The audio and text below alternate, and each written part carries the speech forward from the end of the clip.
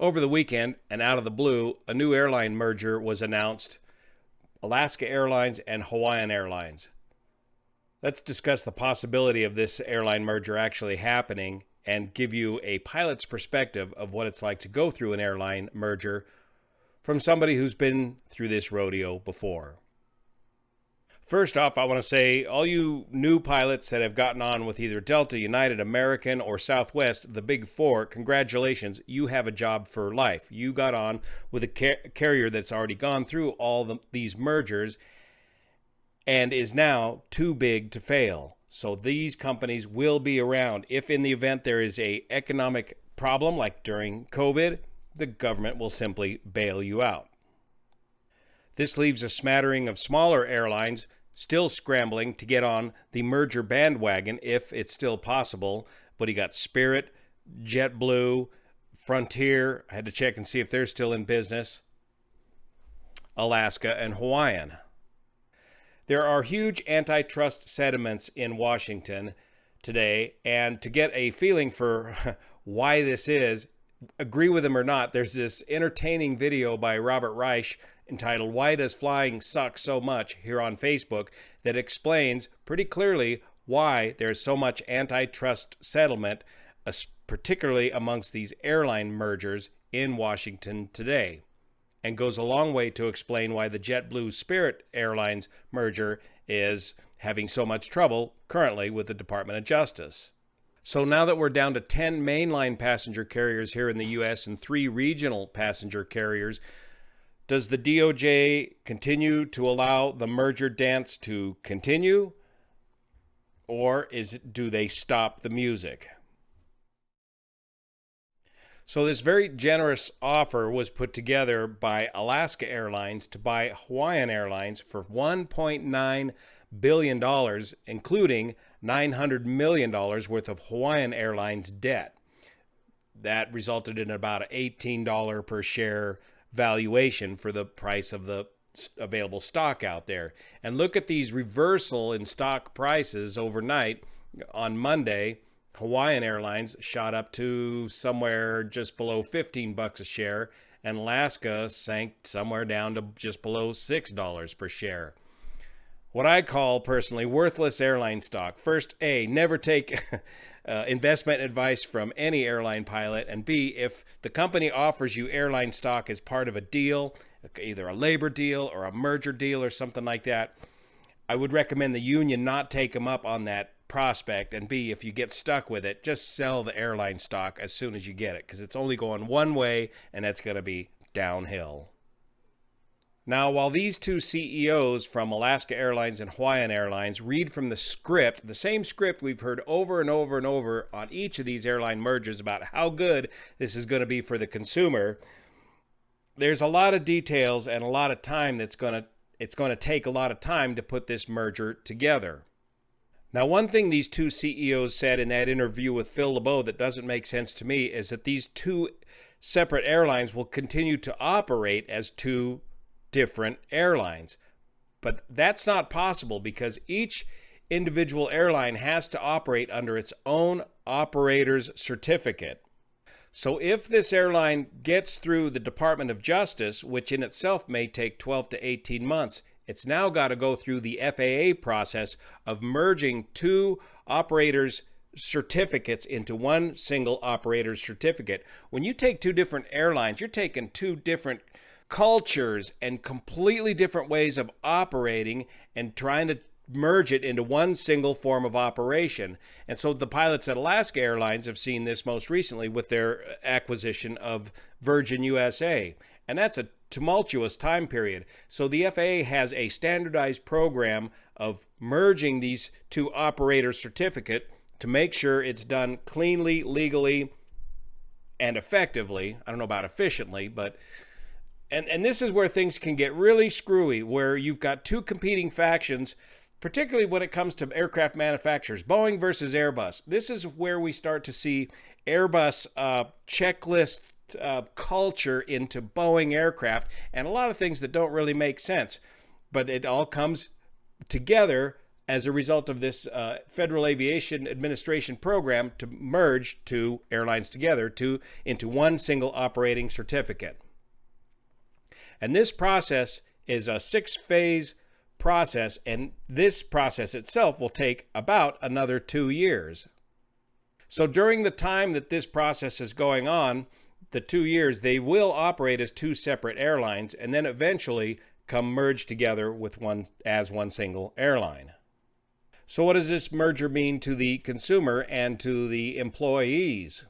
The CEOs explained to Phil LeBeau here that there is only about 12 routes that overlap between these four airlines, which represents only about 4% of Alaska Airlines' route structure. But over here on Simple Flying, they point out that that represents about 25% of Hawaiian's overall route structure.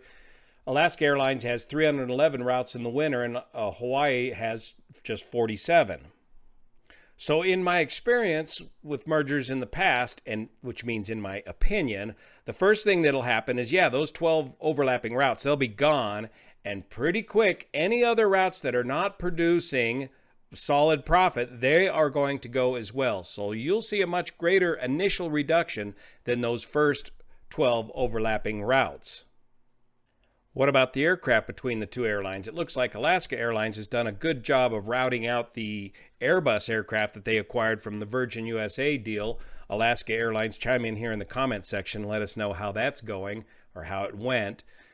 So they're down to primarily a Boeing 737 fleet, an all-Boeing fleet, plus the Embraer 175. Hawaiian Airlines is operating a mix of Airbus and Boeing aircraft, if you count the 717, which will be gone in a minute once they get these 737s on board, the Airbus 330, 321 Neos, and the Boeing 787. So that offers up for the pilots, specifically, the ability to upgrade to wide-body aircraft or narrow wide-body aircraft. Now, specifically, what about the pilots? Well, congratulations. Both pilot groups are represented by the same pilots union, ALPA. It looks like Hawaiian Airlines has about 1,100 pilots total, and Alaska Airlines 3,400 pilots total. Remember, the big four, each of those companies have somewhere on the order of 14,000 to 15,000 pilots each. So why are mergers such a sensitive topic to the labor groups, especially the pilots and the flight attendants? Because these are union jobs. They are union jobs based on seniority. There is no national seniority list. The only thing that matters is the date that you got hired, and how old you were on the date that you got hired determines your seniority number for that one company and that one company only. If you leave that company for another airline company, your seniority starts all over from the bottom of the list from the date that you got hired by that new company. Now, when the airlines merge, they've got to try to negotiate a way of merging two separate seniority lists into one list. And that's something that the Airline Pilots Association is going to have to grapple with. Since you're working with one single union, it's likely it'll be some kind of merge of these two numbers where everybody is equally unhappy. Once everybody is equally unhappy, it will be considered a successful merge of the seniority lists. And I've seen deals where one airline seniority list has been literally stapled to the bottom of another airline's seniority list, and I've seen mergers where the smaller airline was bumped up ahead of many of the other people on the acquiring airline's seniority list. So these seniority merges can go either way and can get very complicated and very heated and be a huge distraction to you while you're operating in the cockpit. And that's part of the reason why the FAA tries to standardize the program with their standardization of the merging of the two operating certificates. And since this is a long process, to anywhere from 2 to 4 years, probably 4 years before the two airlines will be merged together into one, there's 4 years worth of retirements where folks like us don't got to worry about it. They'll also have to merge the pay scale, and since Alaska Airlines only operates the 737, they have one pay scale for one aircraft, 737. Generally, the bigger the aircraft, the better the pay. And so over here at at Hawaiian Airlines, you can see the different pay rates for the different aircraft going from the smaller 717 up to the Boeing 787. So the more desirable jobs are going to be on those wide-body aircraft doing the international flying because the pay rate is so much better, and generally the schedules are better as well, in my opinion. So that means, will Alaska Airlines pilots have the opportunity to bid and fly the 787 or the Airbus wide-body aircraft in the future? Or will those jobs be protected for so many years for the pilots at Hawaiian Airlines? Job expectations, career expectations, merging two different airlines with two different types of aircraft. Hang on, it's going to be a bumpy ride. Even though today, if you're with the big four airlines, you're in a state of too big to fail and your job security is looking pretty good, the dustbin of aviation history is loaded with examples since deregulation of airlines that have gone bankrupt, have been reorganized, have been merged, have had hostile takeovers, have been acquired. It's been a rough and rocky road. Plan your career accordingly, and it can happen again. Thank you so much for your support of this channel, especially the folks over on Patreon that make this content possible. And listen to the old guy in the left seat there. He's been to this rodeo before.